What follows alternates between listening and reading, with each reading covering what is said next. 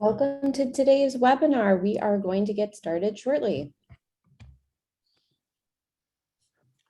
And obviously, feel free to use the chat as well, right? If you want to ask questions as well there.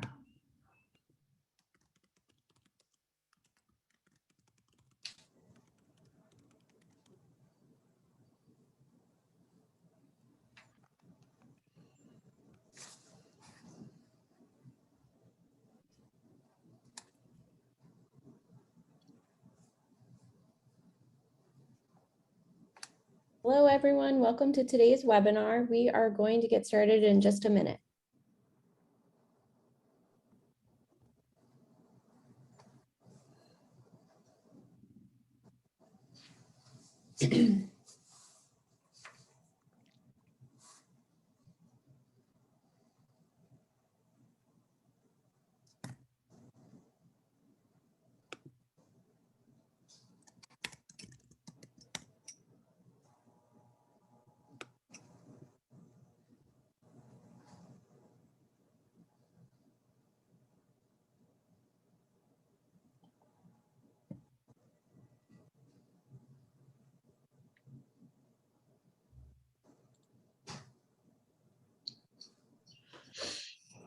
All right. Hello, and welcome to today's Link Senior webinar. Today, we are providing one free NAB, NCAP, NCCDP, NZSRDT, and NCTRC CEU credit. To be eligible for those CEU credits, you do need to remain on this webinar for the full hour today.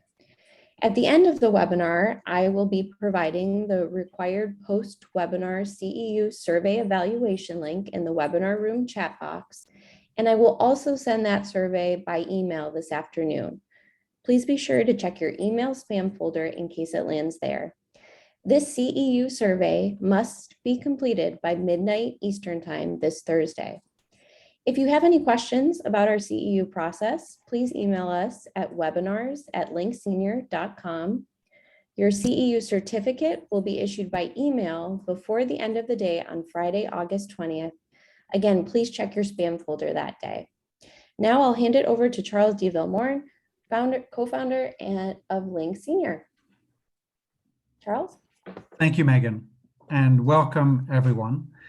As Megan mentioned, my name is Charles de Villeneuve. I'm the CEO and co-founder of Link Senior, and we're very excited to have you today join our Activity Strong webinar about winning strategies for resident engagement and clinical outcomes. We are joined today by Kathy Kruer, Vice President of Clinical Professional Development for Christian Horizon, Shannon Chambers, Activity Director at River Birch Living, and Chris O'Carey, Director of Lifestyle and Wellness at Rise and Sun Christian Village. Before we get started into today's presentation, I wanted to give you a little bit of background on Activity Strong, which is an initiative initially started by Link Senior, then with a partnership with NAP and NCAP and Activity Connection. And before I get into the next slide, I did also want to pause and mention the fact that Activity Strong was started 18 months ago at the beginning of COVID as a way to acknowledge and educate and empower activity and life enrichment professionals.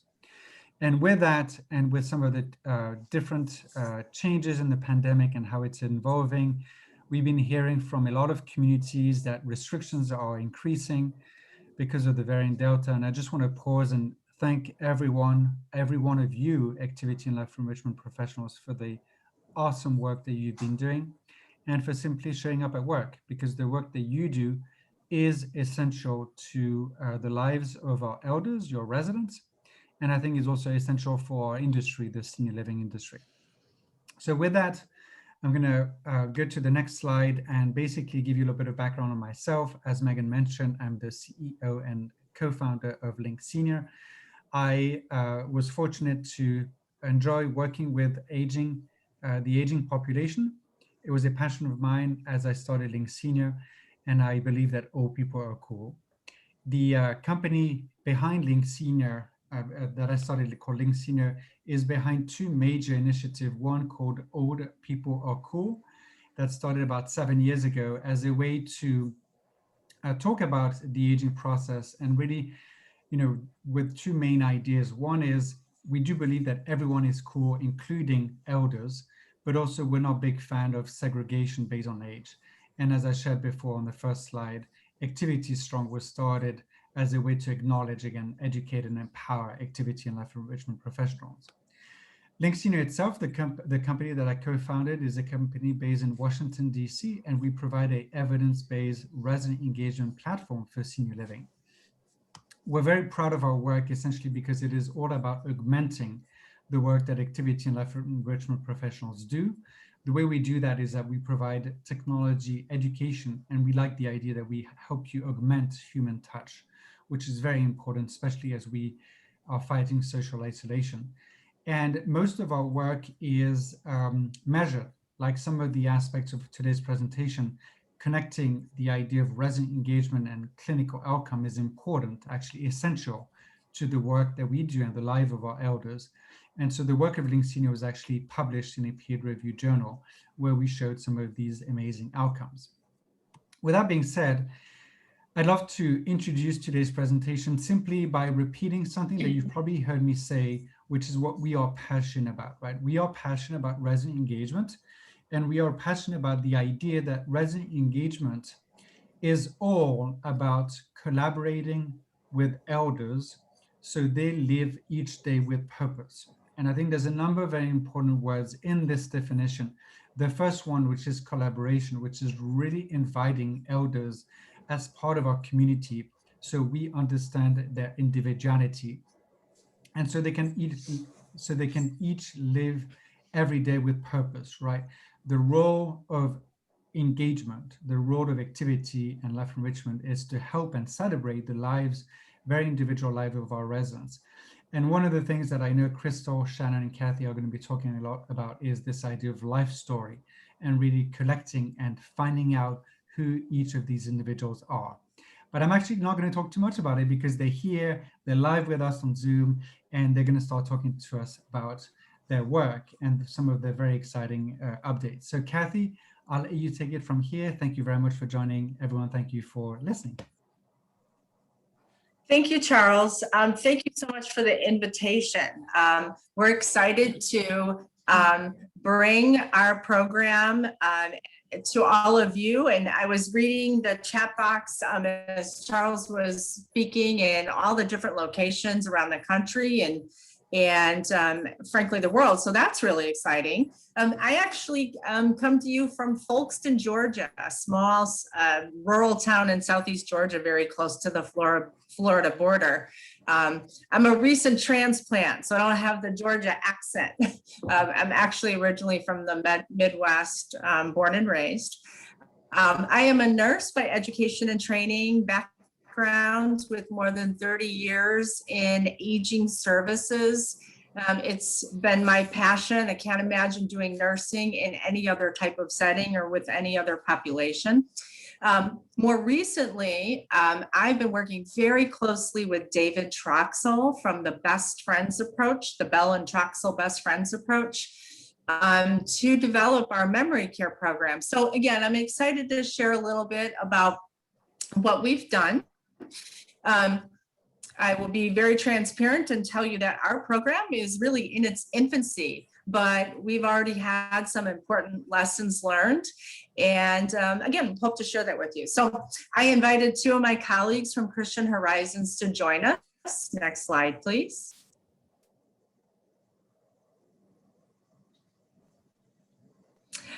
Shannon Chambers will be joining us. Shannon is our activity director at River Birch Living in Springfield, Illinois. And she's going to tell you a little bit about their unique living situations in small houses and some of the challenges that she has being a department of one. Shannon has been a real dynamic addition to our team and to our program. And we haven't been able to keep all of her ideas squelched, right? She's typically reaching out to David Troxel and myself and saying, what about doing this or that? So we're excited to have her on board and share a little bit about what she's done with pathway memory support. Next slide.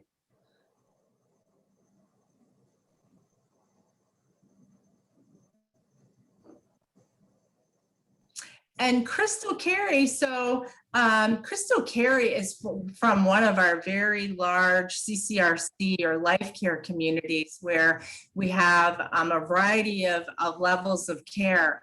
And she is one of our seasoned veterans within our ministry. So she has a sort of broader role in that she is the director of lifestyle and wellness and oversees a department of activity personnel. So she brings to you sort of her unique perspective with different levels of care and educating others on program implementation. So glad that they both said yes. And that they will be presenting with me. So next slide, please. So just a little bit about Christian Horizons. We are a faith-based ministry located in the Midwest. Our mission focuses largely on honoring God and providing a continuum of excellent care and support services, primarily for older adults. Our vision is that for promoting independence and affordable living and wellness for our population that we serve. And, you know, the fact that we have so many different levels of care is quite challenging when we talk about program adaptations and education and training and resident engagement. And, but I also think that that's one of the more exciting things about what we've done with David Troxel. So we offer independent living. We offer independent living with services, sort of unique. It's not necessarily a healthcare community, but they do offer support for individuals to live as independently as possible. In Illinois, we have sort of a unique program. Supportive living is much like assisted living, but in fact has some public funding through a Medicaid waiver. We offer AL, skilled nursing care, of course. We have a hospice in Illinois. And so again, they're part of our pathway memory support program. Home care, not to be confused with home health. So home care is our typically caregivers that are helping with errands and light housekeeping and chores around the house, as well as memory care support. We have our own pharmacy, and we are currently working on, and I believe in the spring of 2022, we will have established a PACE program or a program of all-inclusive care for the elderly in the state of Missouri. Next slide, please.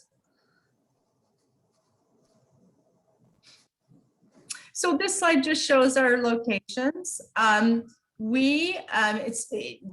Christian Horizons, quite interesting. So we have communities that are in urban settings, but mostly in very rural settings. Crystal comes to you from a more urban setting near Omaha, Nebraska, and Shannon a little more on the rural side in Springfield, Illinois. But you can see we're kind of spread out across all 4 states. Okay, next slide, please. So briefly, the learning outcomes we hope to achieve with all of you as participants is for you to have a better understanding of how we actually developed and piloted our resident engagement program for memory care support. And again, including all those different levels of care. So my interdisciplinary approaches aimed at the very real staffing challenges that I'm sure most of you on this call are experiencing, and those projected staffing challenges. So, you know, I wish I had that magic wand, or I could impart for you today what we did to turn that around, but that's a work in progress, just like everyone else. And then share some strategies for really promoting and linking resident engagement to tying those to some clinical outcomes. So I'll review with you the metrics that we established very on in our project work that we hope to achieve through implementation of the program. Next slide.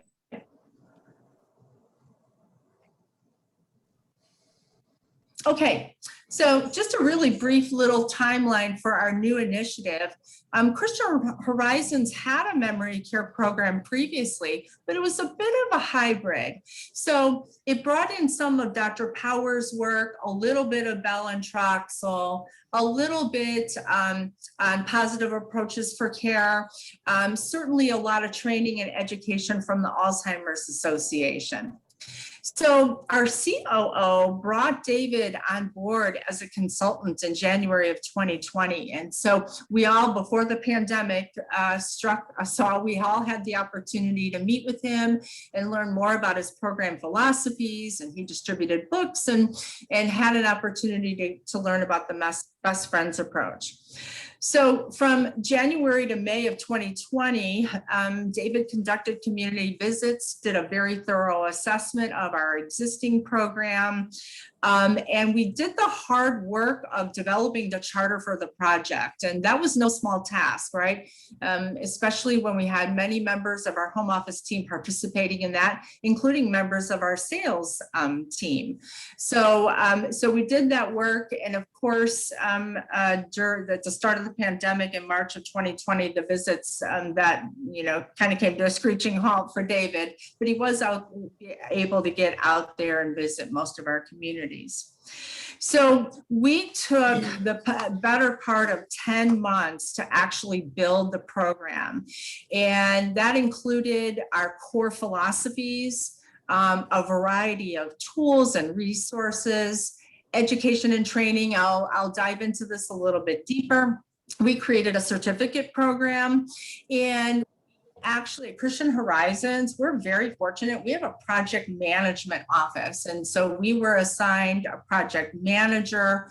And frankly, she kept us on our toes and on task, scheduled meetings, helped us to meet all of the smaller goals for that charter work. So we finally piloted in February of 2021. So you see, when I said earlier, our program is in its infancy, it surely is. We conducted an 8-week pilot in 4 residential settings in our home care. Spent really the months of June and July to conduct extensive evaluation, those lessons learned. What do we want to tweak? What do we want to change? What do we want to really get rid of? And then finally presented an implementation schedule for our remaining communities to our COO and executive team. So that's where we're at today. Our next community is scheduled to implement on September 1st. So, but let's get into sort of the nuts and bolts of the program build and what's included in our program. So next slide, please. So our program build result, we call it Pathway Memory Support, is a branded trademark program. So we're very excited about that. We have a fantastic marketing department that helped us develop some really neat tools and resources. So the program, again, is intended for all residential lines of service, including hospice. Hospice will be a little bit further down the road, probably late 2022 before we actually implement. But one of the things we found very early on with our program is we could develop one program manual for our residential settings, but clearly we had to do something entirely different for home care.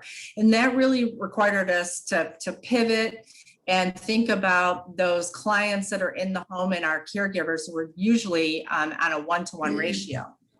So probably of most importance to this audience is that review of the program philosophies. So certainly Christian Horizons, as part of our mission, is dedicated to the delivery of quality healthcare services, but also enhanced activities to create a therapeutic environment for our residents. I think that is really significant to see that listed as part of one of 3 program philosophies.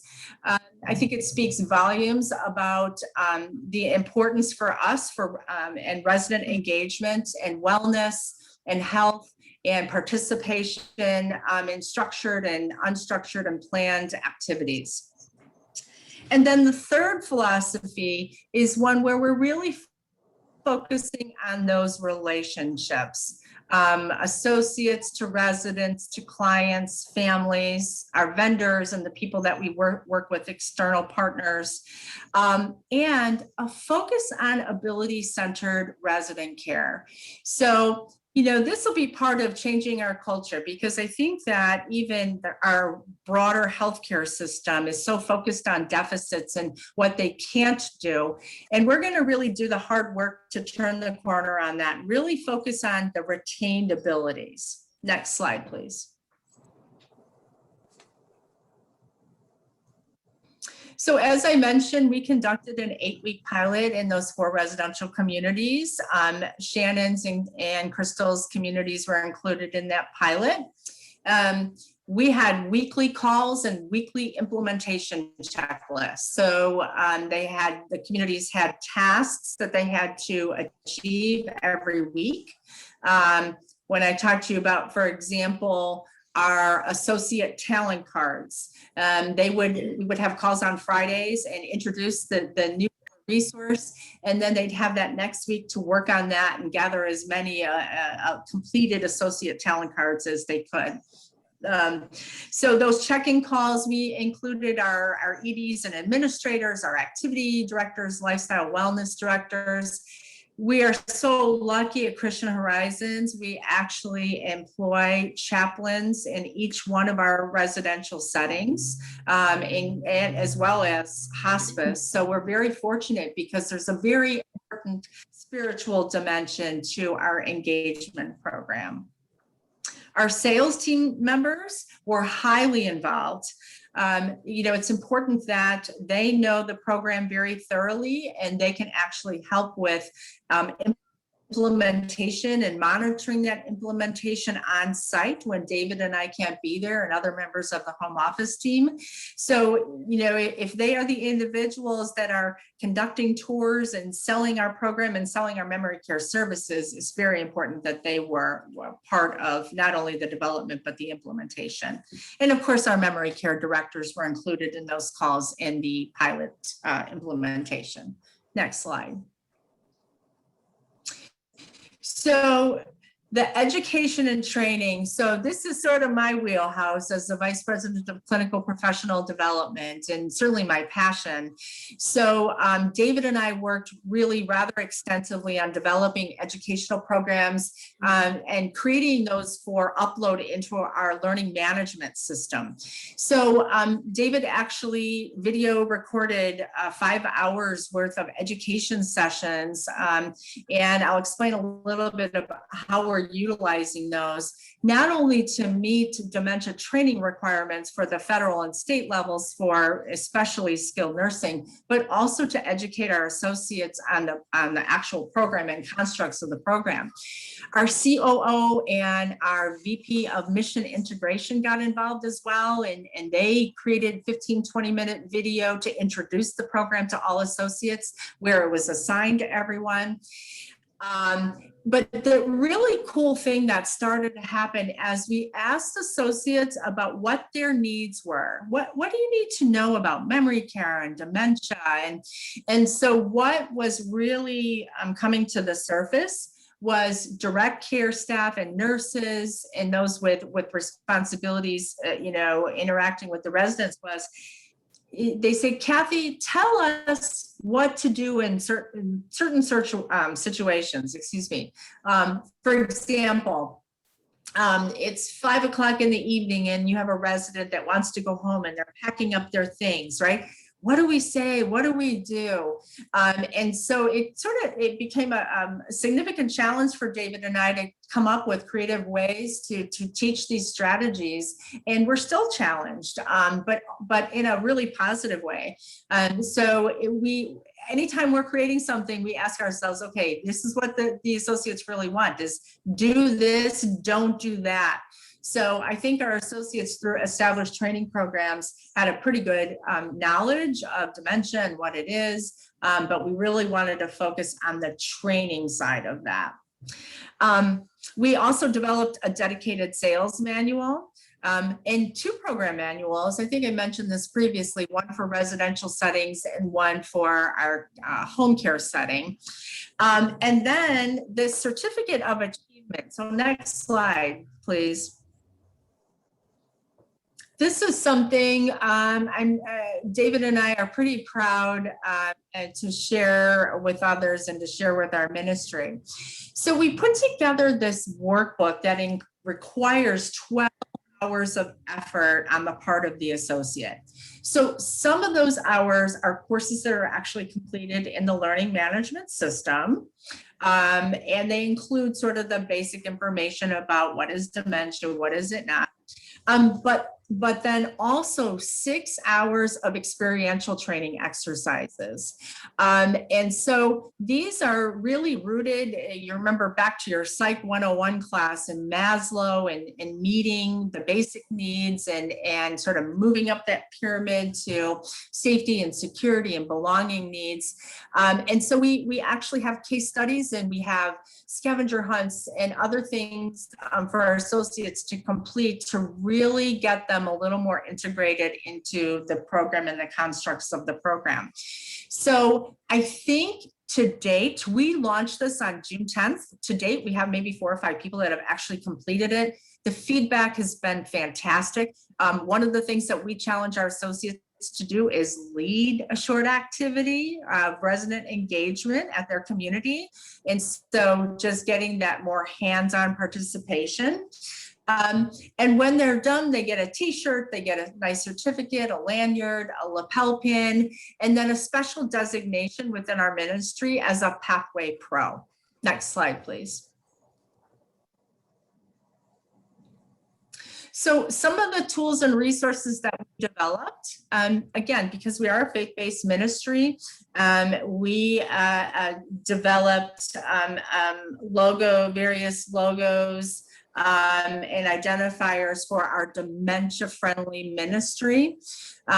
You know, what that tells people is our associates have a strong understanding of dementia at all levels and all stages, and that we are, in fact, a dementia-friendly ministry. And one of the things that we did that any one of you can do, there's this really neat website called Dementia Friends USA.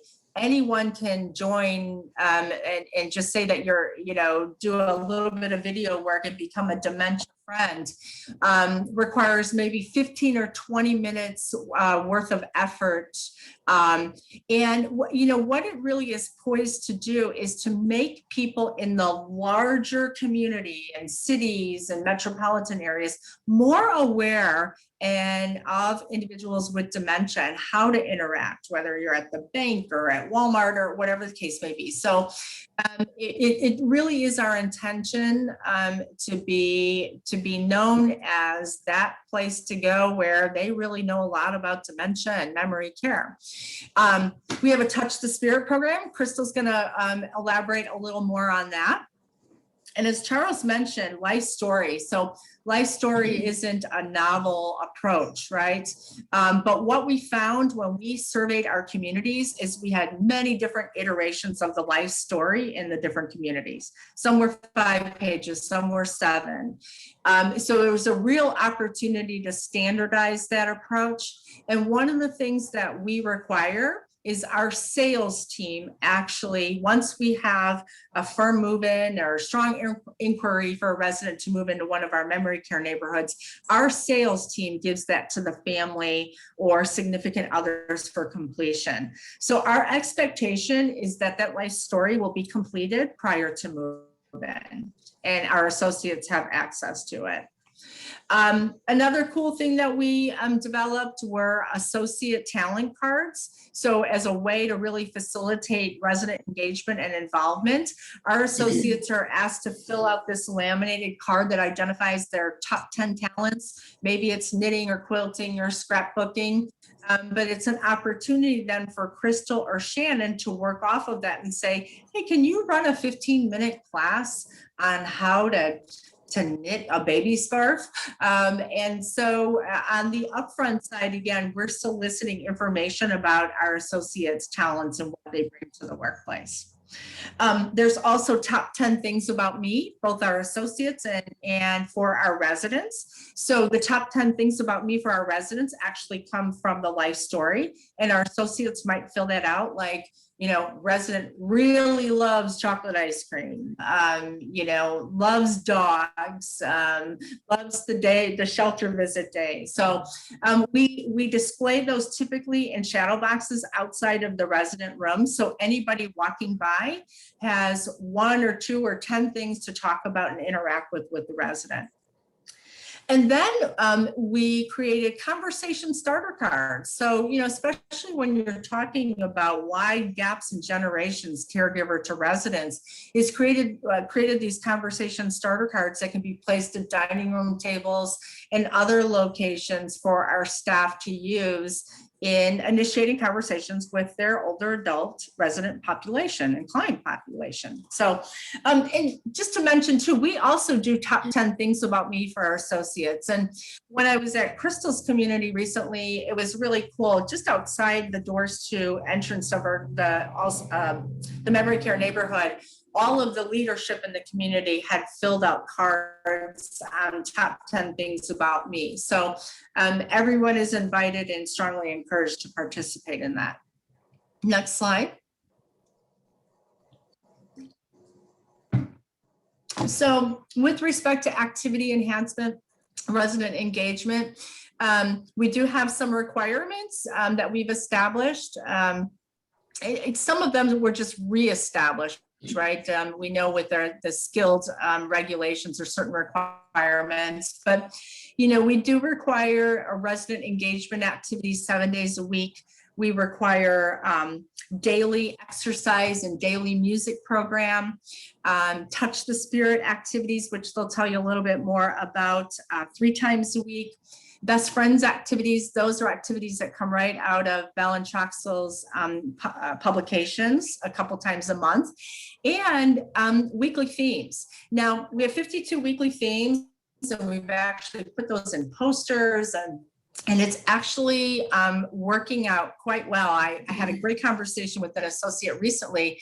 So one of our recently was my playlist, and actually talked to an associate about, you know what, it's absolutely okay to take out your phone and play a couple songs from your playlist for a resident. And the ED was close by, and he said, absolutely. So, you know, we're certainly discouraging our associates from being on their phone, but in this case, when we're talking about resident engagement, we're encouraging that. Okay, next slide, please.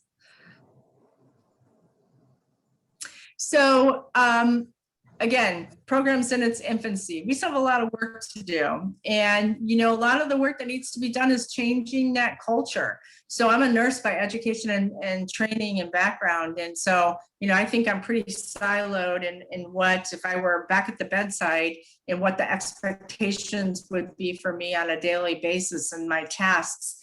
And, you know, we are asking CNAs, we're asking department heads, we're asking nurses to step out of those silos and say, you know, resident engagement doesn't cost anything, it doesn't take long, and 5 to 10, 15 minutes for a resident really means the world. David quotes the statistic, beyond the interaction for activities of daily living, they have found studies where residents on average maybe get 3 or 4 minutes of interaction with another individual or person on a daily basis. So our goal is to increase that and identify those talents and what you bring, and even if it's just sitting down and talking with a resident for 5 or 10 minutes. So it really is about empowering them and allowing them to have the time to do that, right? Because everybody's busy, right? Everyone, oh my gosh, I have so much to do. I have this whole list of things I have to do. But for our program to succeed, we all have to be, have a stake in and be involved in resident engagement. So one of the things that we developed, actually it was a flyer, but now it's going to be a full-blown poster, is 30 things to do in 30 seconds or less. So again, a compliment, asking a resident for an opinion. What do you think about this color on me? You know, talking a little bit about the weather or current events and asking their opinion. And so nice, easy, quick things to do that really promote engagement. And now the last thing, and this was a result of our last rounds of visits here very recently, is, and I already have one CNA who's coordinating the program in one of our communities, a community in Missouri, who's already taken the lead on this. We talked about just having really easy to access and use toolkits for our direct care associates for resident engagement. So for example, having like a little plastic shoebox size with adult coloring sheets and pencils, having another box maybe with Yahtzee game and scoring pad. So these things that they quite literally can just pull off the shelf and get a couple of residents engaged in these unstructured and unplanned activities. Next slide. So before I turn it over, the last thing I'll cover with you is the outcome measures or metrics that Christian Horizons will be monitoring through our ministry QAPI and our community QAPI programs. So certainly we want to see if the program positively impacts our occupancy in those neighborhoods. We are determined to make really good progress in the reduction of antipsychotic medication in our skilled communities.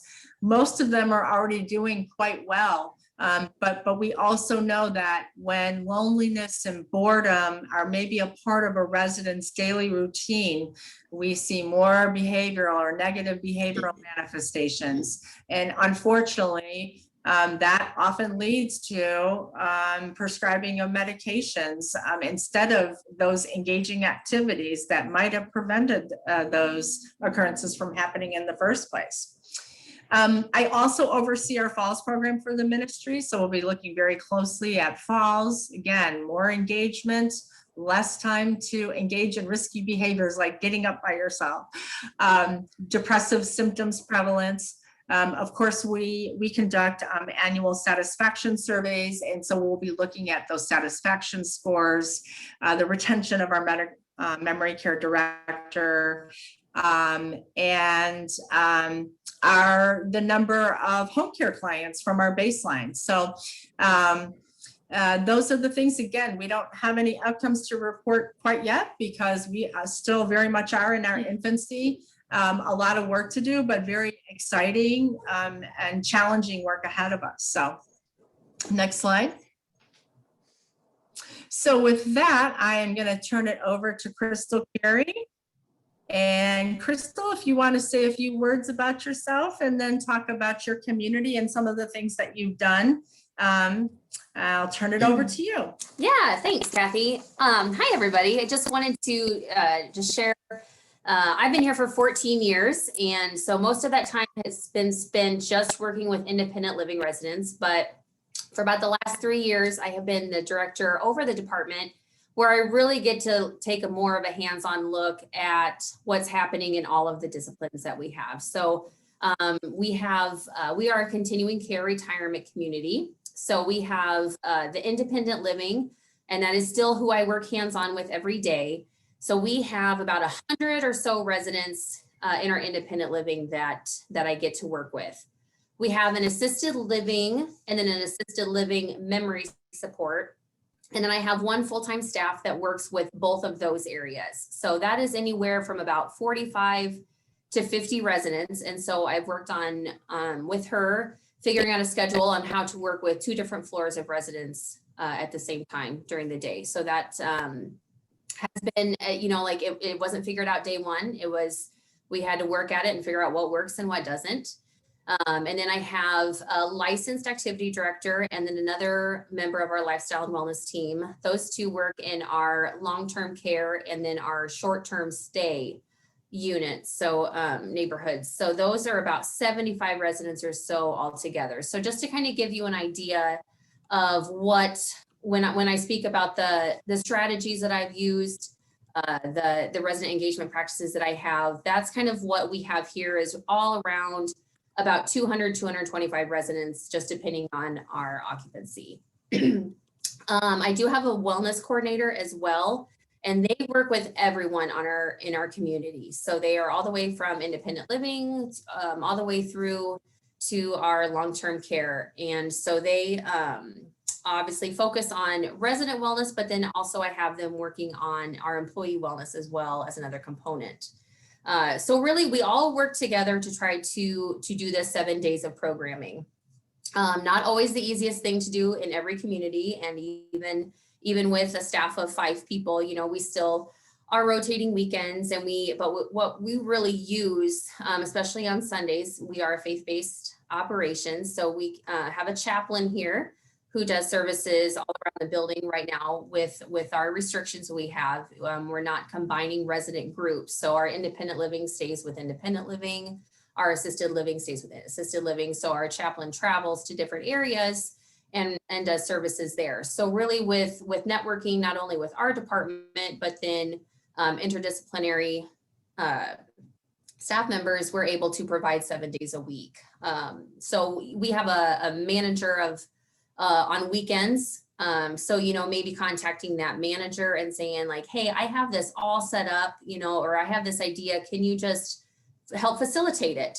So using those people who are already here in the community that maybe on the weekends or the evenings when it might be a little bit of a slower time for them, that might be a good opportunity for them to spend some time with those residents and have some fun. Not everybody gets to have the fun job that us in resident engagement positions get to have. So especially if you help them, come alongside them, kind of show them the way a little bit, they get to have that fun as well. So another strategy we use is resident volunteers. So, and that's again, with different restrictions in different places right now, this may or may not be an option currently, but just kind of brainstorming for ahead. Maybe you have an independent living resident that knows a certain card game or, plays the piano, is a wonderful singer, does the crocheting, anything that your residents have, that they can go into other areas of your building or do a resident run program, just utilizing the skills that they have. Not only does it give them purpose, but then it helps you again, provide that consistent, constant programming throughout the week. So that's kind of who we are and how we're set up. And just kind of piggybacking off of what Kathy was talking about with the Pathway Memory Support Program that we've been working on, I found it to be an easy tie-in. How I've set up our department here is using the 7 dimensions of wellness. I'm sure many of you are familiar with that. So it was really an easy tie-in with that. Our focus in our department is really, we have the vision of just creating a whole person development. So just like you or I, we want our own lives to be full of many different things. These residency seniors should be living the exact same life. They should still be able to feel whole in every way. So really, I kind of say, I like to break the stereotype of what people think a retirement home is or a senior living is, and really just try to provide maybe what you or I are doing in our own life. So maybe it's, during the summer, maybe you're, throwing water balloons or slip and slide or whatever that might be. All we have to do is just figure out how to adapt it so the seniors can take part. So really working, again, our focus on whole person development in all of those different areas, using the dimensions of wellness. So for instance, the Touch of the Spirit program that Kathy was speaking about with the Pathway program, this is obviously the religious, the spiritual component that many of us have as a big part of our programming. So it has, the Bible studies, worship services, prayer groups, discussion groups, some great things that I'm sure we're all implementing, but it really helps us kind of look into maybe some other ways that maybe we're not thinking about spiritual practices, but that can be. So maybe you're just even reminiscing about, residents serving on church boards, or, the ladies who do all the luncheons, the vacation Bible schools, studying different religions, looking at it as combining, the spiritual component with maybe an intellectual component, discussing again events of the church, so the baptisms, christening, weddings, anything that happens like within the church, that talks about, that refers to the touch of the Spirit. Even meditating, it can be a spiritual practice. Armchair travel to different religious sites, talking about Jerusalem, Bethlehem, Israel, anything that can have that tie-in, and even involving nature. Some people really find when they get into nature, they are more at peace. So really, there's so many different aspects of what we can be giving these residents for a spiritual component, and really the Touch of the Spirit program really helped us to kind of maybe dive in a little bit deeper and be a little bit more unconventional, away from just the Sunday service and the Bible study group and mass, things like that. It really opened up our eyes to that. So, and again, with the Pathway Memory Support Program, it recommends, maybe three times a week you're using this. So again, just kind of providing a little bit of structure to our program development. Environment is also a big dimension of wellness that we focus on, and the Pathway Memory Care Program highlights that as well. So looking at just making sure it's an inviting place, clean, but also very personal. One thing Kathy touched on was the shadow boxes we have. And so having that where you can put their picture in there, maybe a craft that they have worked on, maybe their favorite Bible verse, just making it personal. So not only is that nice for them because it's an identifiable, oh, this is my room, but it just provides, for families coming in, it just provides an overall look of like, hey, this is their home. This looks really fun. It looks like they're very much a part of it. The dining experience is obviously a big thing in every community. We want it to be as restaurant-like as possible and as nice as can be. But so maybe, working on making table decorations as a part of our lifestyle and wellness programming. And then it feeds into having a better dining experience, or arranging flowers, having somebody come in and teach residents how to arrange flowers, and then you have fresh flowers on your dining table. So it's, again, kind of networking and getting things to tie together. The outdoor environment, I think outdoor living is becoming so huge, not only in our community, a lot of communities with different generations coming up into our communities. So outdoor living, having bird feeders, bird baths, even just sitting outside, anything that could be, thought provoking of, oh, hey, what tree is that? Or, like, oh, the bird, is that a bird call of, I'm not a bird person, so whatever bird call that is, it's not only thought provoking, it's reminiscing, it's just bringing out a lot of possible discussions and learning opportunities. The intellectual and cognitive, obviously we spend a lot of time with this. Link Senior is a huge part of that.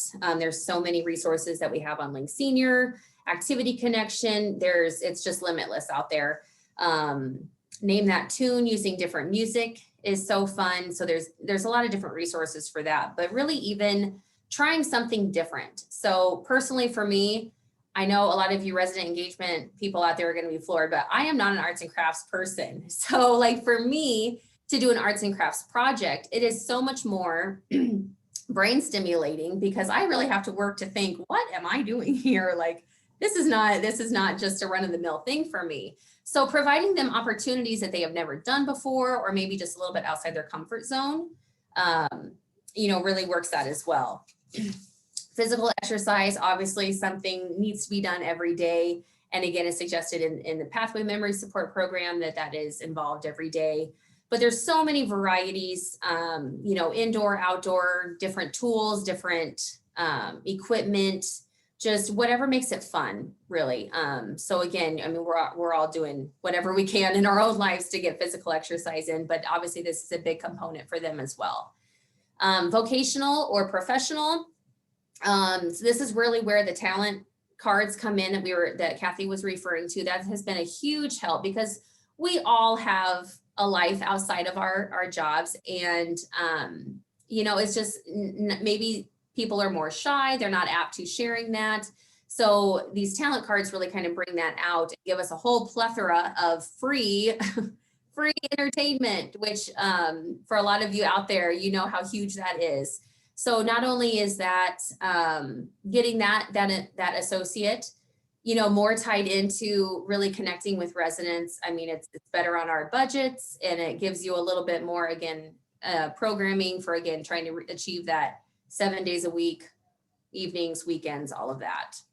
And then also exploring different professions, maybe through just discussions, online learnings, YouTube, special guests, having a career day. You know, it doesn't have to be something that's some profession you've never heard of, but you know, just like I know at schools they have that where it's you know, whatever your parent does. You know, maybe somebody has a son that's a professor at a college, or a scientist, or I don't know, a goat farmer that can bring in some goats. You know, it's just something. But again, it's all of these networkings that you have like these to pull from.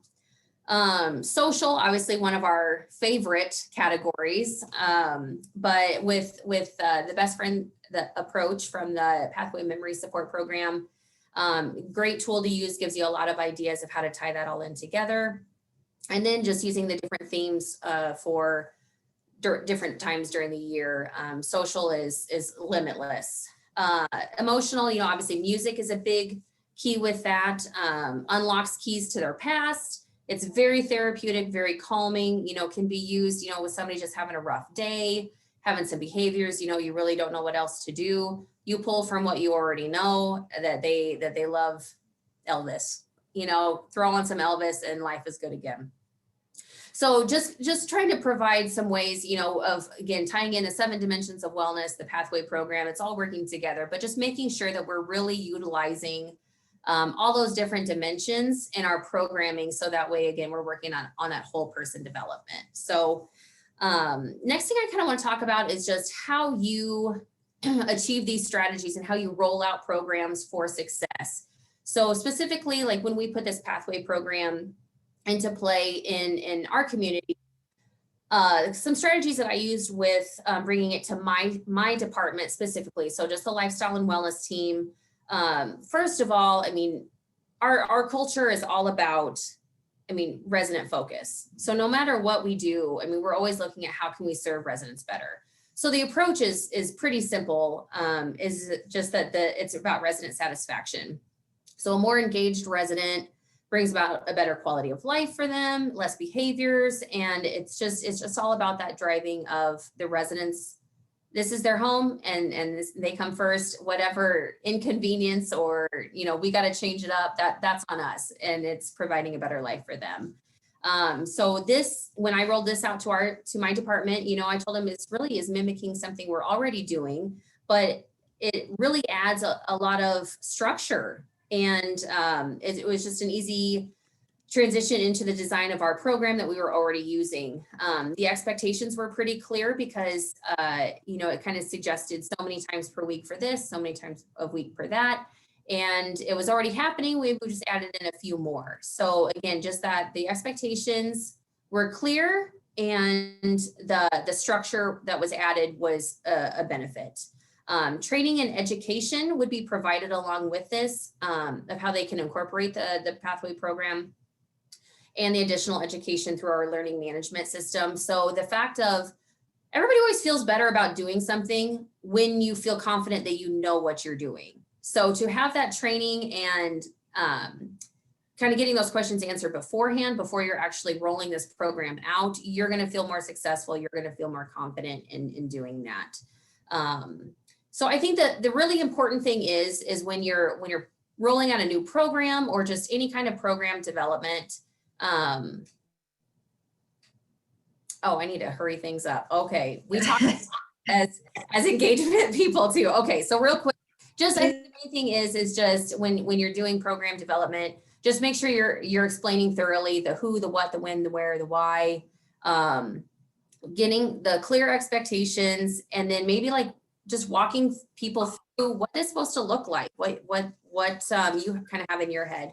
Outside of my staff, it's just a little bit of extra training, just because, a nursing person might not have the abilities, where they're not, whereas I'm not a natural nurse. So to do their job, I would need a lot of training. It might not be natural for them to sit down and engage with a resident. So just kind of taking that time again to do those extra steps. Just a few other quick things. The use of learning management systems is really nice, just because then like all of our associates here, we're all getting the same message, the same training, the same directives, best practices. We're all getting the same message. So I feel like that's really important. And then just reaching out to Alzheimer's associations, support groups. Our chaplain really connects us with local churches. So those are available for outreach, spouse, caregiver, family support groups, education, colleges, that have geriatrics, studies, internships, case studies. Just using what's around you. Networking is just huge. So thank you all for your time. That is all. Yep, and next slide then, and we'll let Shannon talk a little bit about River Birch. There we go. Take it away, Shannon. Sorry, I had to unmute myself there. Hello, everybody. My name is Shannon Chambers. I am the activity director for River Birch Living here in Springfield, Illinois. We've got a pretty nice little community out here. We are of a small house model. So basically what that is that I have 3 houses right next to each other. Each house has 14 private rooms, 7 on the top level, 7 on the bottom level. So the CNA caregiver ratio to residents is 7-to-1. So we've got a pretty nice little small community here, as well as with the 3 different houses, we have 3 different levels of care. We are primarily assisted living, but we also have memory care. So house 2, the middle house, that is primarily assisted living, not really so much memory care. And then we've got the next house over, which is assisted living with some memory care. And then the farthest house down is assisted living with a lot of memory care. So we have a little bit of each with the small house model with these 3 different houses. So that allows me to, with my activities, not only plan according to skill level and memory care level, but also with, physical level, the cognition and everything.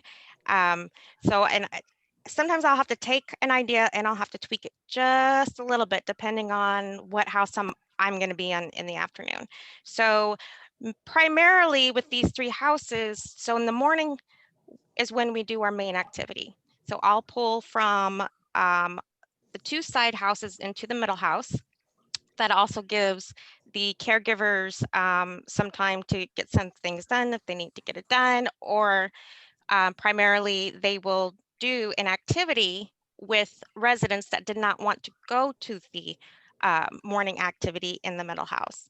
And then the afternoon is more individual based, not just individual per person, but individual for needs. So from 1:30 to 2:30, I'm in one house, 2:30, 3:30, another house, 3:30 to 4:30 in another house. And I'm able to take all these activities, they're able to do all the activities, but I just got to tweak it just a little bit so it's adaptable for them. So we have to go by skill level and all that stuff.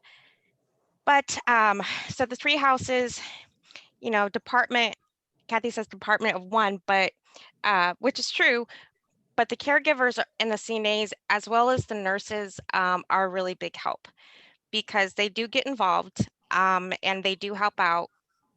when I need the assistance. And when I'm in one house doing one activity, then I'll have a CNA or a caregiver in another house doing something else with residents, whether that be a game of, bingo is always the big one, or Yahtzee or Uno or chess, or even my favorite is a one-on-one, because that's when you really get to sit down and really take the time to get to know your residents. If I myself did not sit down and take my time with each resident, I would not get to know them. So that knowing them on that personal level is really, really important. So take your time with them, listen to them, and hear them out. And as activity directors, we wear many different hats. So we're best friend, we're activity director, we're sometimes therapist, nail tech, do their nails, give them a foot bath. There's a whole bunch of stuff that you can do, as well as other staff members that can be really, really important, not just in the physical sense, but also in the spiritual sense and therapeutic sense that you can do with one-on-ones with residents. So keep that in mind and see if you can get that in on your activity calendars. The one-on-ones are really, really important. So activity staffing, like I said, our caregivers, our CNAs, and our nurses are a really big help. They do get involved with residents in activities, doing things when I'm in another house, or if it's my day off, and they will get involved to keep them active, because we want to keep them active, not just with mental, but physical as well. Exercise is very important. So we get that exercise program out. Every day we're getting those exercises done. We're getting getting those muscles strong, because we don't want falls. Let's see. We have daily Shannon? devotions. Yeah. We have just about a minute left here.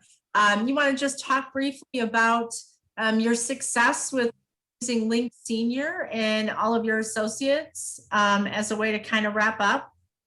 Yeah, Link Senior is awesome. And I absolutely love the pathway memory support, weekly themes, and the best friends approach activities. And there's some that I couldn't do without Link Senior, actually, with like the armchair travel and such. So whenever we get a new associate on board or a new nurse on board, I will take them and I will show them how to use Link Senior. I will go through each little, I call them little squares. There's videos, and then there's the music and the audio and games and all this. And up in the right-hand corner, then there's it. If you click on it, it tells you what part of the brain that they will be using. So I show them all of this stuff, and they can go back into the archives and exactly where they can find everything. And if there's something that they can't find, I tell them, come and find me, and I will do it. I will show you where to go. And if I don't know, I will get on and email Natalie, and we will get it figured out. So all of our associates, all of our nurses, even all the way up to management and executive or administrator, all know how to use Link Senior. And I tell them as well, when you have some downtime, get on there and play with it, because that's really the best way you're going to learn how to use it. And it's helpful. Thank you, Shannon. I know we're running out of time. I apologize. I just final thought. Two things is with respect to Link Senior, Shannon's utilization rates are actually 5 times that of some of our other communities. So they really do a great job. And it's just really sort of proof of the level of associate involvement, resident engagement at River Birch. So really some phenomenal outcomes. But thank you so much. I've been reading your comments and I answered a couple of questions. Thank you so much for your participation today. Our emails are available. Feel free to email us with any additional questions. We're happy to answer that, any of them. So thank you. I wish we had more time, but understand sometimes that happens. So thanks, Charles. Sure. I do want to kind of wrap up by taking the time to thank Crystal and Shannon for a number of things, actually, for showing up today, for taking the time for this presentation. As you probably read the comments, people were extremely enthusiastic by the resources that you shared. And on the slide here, we have your emails, so people might be reaching out to ask questions about them. But I do also want to reiterate what I mentioned at the beginning of this presentation, which is thank you for the essential work that you both do. Showing up at work proves that obviously resident engagement is essential. We know it is essential for our elders. And it's also a great courage of you for doing this through a pandemic. And then you and Kathy, I want to, pause and also thank you for sharing about how you've been developing this product in the middle of a pandemic, right? Which is an interesting, and I'd love to hear maybe here at another time, what were the lessons learned you found of doing that again throughout last year and this year. I'm going to be sharing on the next slide here quick announcements regarding our upcoming webinars. You'll receive an email where you have the opportunity to sign up. And again, I want to thank everyone for joining. Kathy, thank you for taking us on the idea of presenting with two of your fantastic team leaders. Everyone have a fantastic afternoon and rest of your day, and stay tuned for more upcoming webinars. Thank you very much.